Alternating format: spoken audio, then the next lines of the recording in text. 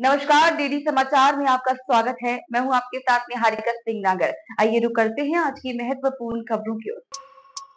चित्तौड़गढ़ जिला अंतर्गत भाटसोड़ा निवासी 60 वर्षीय एक वृद्ध महिला प्रेम देवी पत्नी ओम प्रकाश पाराशर ने उदयपुर स्थित पुलिस महानिरीक्षक के कार्यालय में परिवार प्रस्तुत कर उसके पुत्र के साथ 40 से 50 लाख की धोखाधड़ी करने वाले आरोपितों एवं सहयोगी आरोपितों जिनमें कृष्णकांत उर्फ शुभम अग्रवाल पिता श्यामलाल, मोहित अग्रवाल पिता श्यामलाल निवासी भाटसोड़ा, एडवोकेट सुमित गर्ग पिता रमेश चंद्र गर्ग निवासी चित्तौड़गढ़, राहुल शर्मा कथित पुलिसकर्मी सदर थाना चित्तौड़गढ़ के खिलाफ संबंधित थाने में मामला दर्ज कर कानूनी कार्यवाही करवाने एवं कार्यवाही नहीं करने पर इच्छा मृत्यु की मांग की है। पीड़ित महिला ने अपने परिवार सहित उपस्थित होकर पुलिस महानिरीक्षक को सौंपे गए परिवार में बताया कि उसका बड़ा पुत्र राजेंद्र जो कि मुंबई में कार्य करता है और उसका छोटा पुत्र भाटसोड़ा आया तो छोटे पुत्र कमलेश के मित्र कृष्णकांत अग्रवाल जी जो कि मेरे ही मकान में रहता था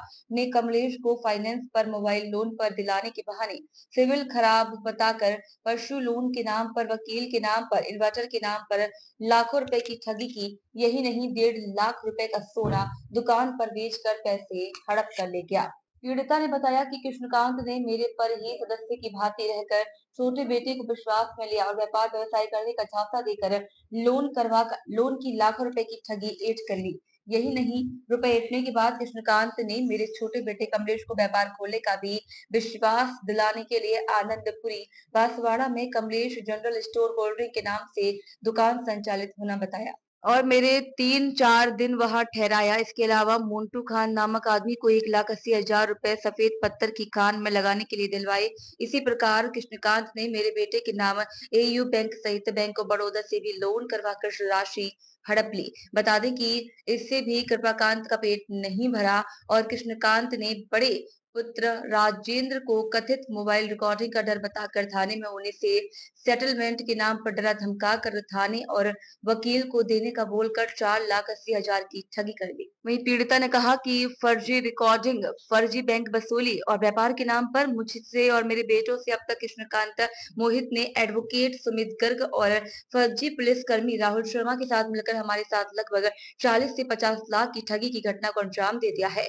पीड़िता ने 25 अप्रैल 2024 को चित्तौड़गढ़ पुलिस अधीक्षक के यहाँ पर परिवार देने के बावजूद आज दिनांक तक संबंधित भाटसोड़ा थाने में आरोपितों के विरुद्ध किसी प्रकार का मामला दर्ज नहीं किया गया और भाटसोड़ा थाने में जाने पर थाना प्रभारी और नारायण लाल मीनारिया ने मुझे उल्टा डरा धमका कर भगा दिया। आरोपितों द्वारा भी कार्रवाई नहीं करने को लेकर हमें जान से मारने की धमकियां दी जा रही है। वहीं प्रार्थिया प्रेम देवी ने अपने पति ओम प्रकाश पाराशर और पुत्र के साथ पुलिस महानिरीक्षक को परिवाद सौंप कर मामले को थाने में पंजीबद्ध करवाने और कार्यवाही करने की मांग की है और कहा है कि कार्यवाही नहीं होने पर मेरे और मेरे पूरे परिवार को इच्छा मृत्यु का आदेश प्रदान करावे।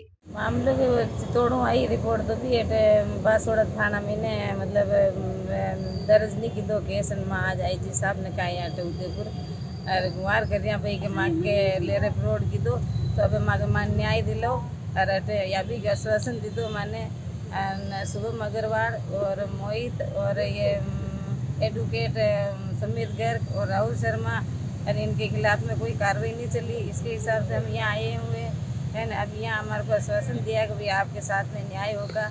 चलो कहीं कोई न कोई तो हमारे साथ में न्याय करेगा, कोई न कोई तो न्याय करेगा नहीं। क्या नाम है आपका? प्रेम देवी पाराशर। 48 दिन हो गए और उन्होंने दर्ज भी नहीं किया। बोले वो उनको बुला रहे, हमारे को एक भी बार नहीं बुलाया उनके सामने। बोले हमने बुलाया, हम बुला रहे हैं, ऐसा करके रख रखा है। और बोले हाँ वो हाँ उनको बुलाएंगे, तुम्हारे को भी बुलाएंगे, है ना। अभी एक भी बार नहीं बुलाया 46 दिन महीने।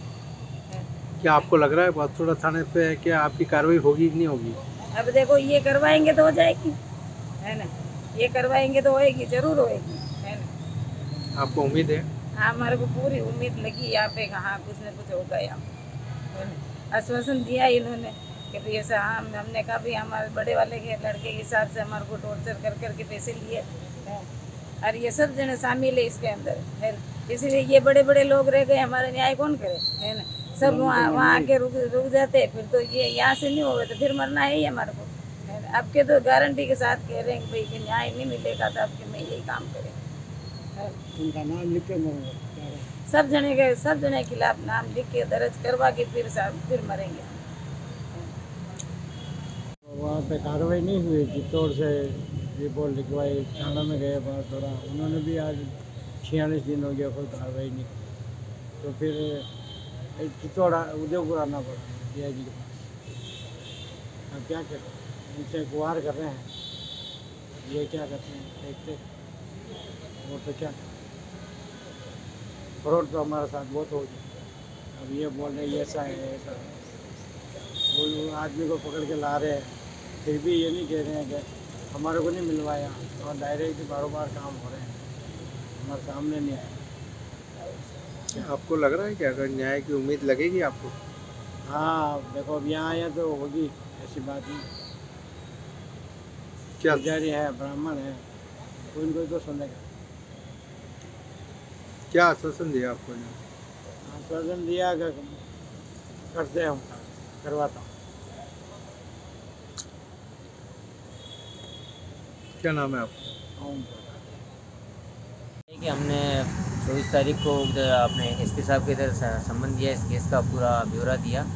उन्होंने जांच के लिए यहाँ बासोड़ा थाने में फ़ाइल दे दी। तो आज तक FIR दर्ज नहीं हुई उस चीज़ में, और हमें बुलाया ही नहीं जा रहा, अपराधियों को बुलाया जा रहा है, और उन्हें खुली छूट दे रखी, और उल्टी उधर से धमकियाँ आ रही कि केस नहीं उठाया तो जान से मार दिए जाओगे। ये क्या तरीका, कुछ समझ में नहीं आ रहा।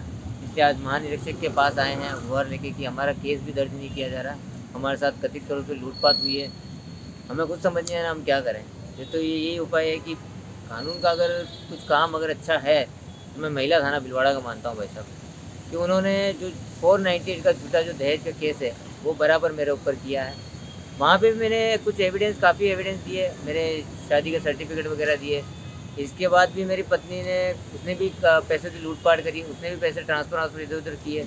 अब उसके पापा को इस चीज़ में काफ़ी लड़कों से भी बात करती थी, तो उस संदर्भ में मैंने उनको बताया भी था कि मैं चाहता था कि घर ना बिगड़े, लेकिन पता नहीं उनके समझ में कुछ आया नहीं कि मेरे इधर घर में मौत हो रखी थी। उस समय उसके मामा आता है, उसकी माँ आती है, उस बीच में उससे पहले उसका भाई भी आता है, बैग भर भर के लेके जाते हैं। अब मुझे समझ में आ रहा है कि कानून है, समझ में नहीं आ रहा कानून का क्या मतलब है, कुछ है नहीं। आज यहाँ आया हूँ महानिरीक्षक के पास, शायद अगर मेरी बात सुनी जाएगी तो ठीक, नहीं तो फिर कल मेरे पास, अगर मेरा घर बचाने के लिए मेरे पास और कोई रास्ता नहीं कि मुझे फिर अपने आप को आत्मदाह करना ही पड़ेगा, क्योंकि मेरे पास और कोई रास्ता नहीं। शायद उसी से शायद मेरा घर छूट जाए, क्या पता, क्योंकि अब आज की तारीख में लोन का भाव इतना हो गया है कि शायद ही मेरे मरने के बाद भी छूट पाएगा, क्योंकि मुझे कुछ आइडिया नहीं इस चीज़ का। अब यही है कि महानिरीक्षक से मैं अनुरोध करता हूँ कि मेरी सुनी जाए। वो तो चलो झूठा केस चल रहा है, लेकिन यहाँ तो मेरे पास सच है, इतने सारे सबूत एविडेंस दे चुका हूँ कि वो फर्जी केस के नाम के पैसे ले रहा है। साम्राज्य थाने के नाम से मेरे को फ़ोन आता है कि भाई साहब तेरे भाई का ऐसा कौन सा केस है, तो मैं उसको बताता हूँ कि उसने बोला कि तू रिकॉर्ड कर लेना। मैंने रिकॉर्ड किया और रिकॉर्डिंग उसको दे दी। फिर उसने बोला कि ये देख, मैंने बोला था, सच बोला था ना कि साम्राज्य से फ़ोन आएगा, साम्राज्य से फ़ोन आया। तो फिर वो उस चीज़ के, उस केस के भी पैसे लेता रहा, मैं देता रहा। फिर मेरी वाइफ, वो जबकि भिलवाड़ा चली गई, फिर उसने बोला कि मेरी वाइफ ने कोई रिकॉर्डिंग साम्राज्य में दे दी।